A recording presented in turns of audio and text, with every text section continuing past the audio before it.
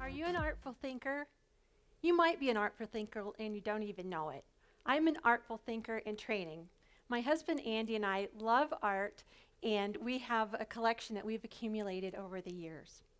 I'm going to share some of that with you later.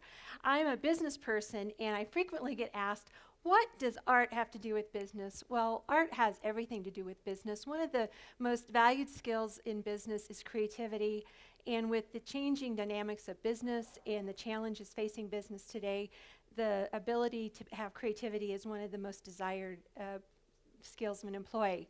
Also, as a community, the skills of creative thinking and critical thinking are really important to building our community. In the arts, when I'm talking about artful thinking, I'm not speaking specifically to learning to be an artist. It's learning to think like an artist, to be creative. I'm not an artist. I couldn't draw anything. So I'm going to share a story. The Medici effect, the Medici family was a 15th century family in Florence. Some of you may have heard of them. And they, through their efforts of crossed and intersecting different disciplines of experts, artists, scientists, things like that, launched the Renaissance. So I've come up with my own diagram of artful thinking as it applies to my world as a community volunteer, a business person, and a lover of the arts. So I look at that sweet spot as artful thinking, that point of creativity and adding value to the community that I live in. Art is also inclusive. Recently I did a survey, a small survey, not a scientific survey, of people, and found that only 10% of people had visited a museum, a gallery, or attended a live performance over the previous 9 months. That was really sad. However, that's not uncommon. This is actually referred to as the glass wall that exists between artists and other people who aren't artists, who are afraid of art. So I'm going to tell you a story, and we're going to start to break that glass wall. All art has a story. So when you look at a piece of art, remember that art has the artist who created the piece, the time and the place that the art was created. And I'm going to tell you a story about art here in Colorado Springs that you may not be aware of.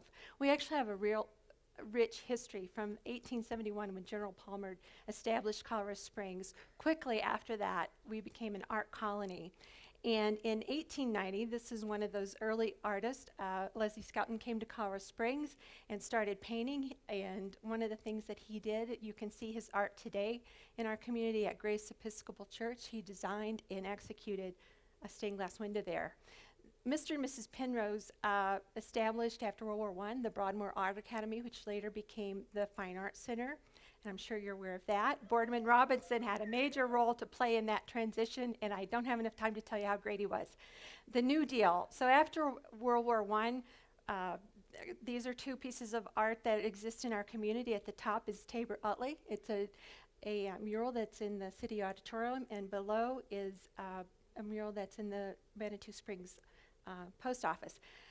We move ahead. Ethel Megafan and her twin sister Jenny, were female artists, and they were not traditional ladies of the time. They said, we want to be in the studio, not in the home, so they were artists.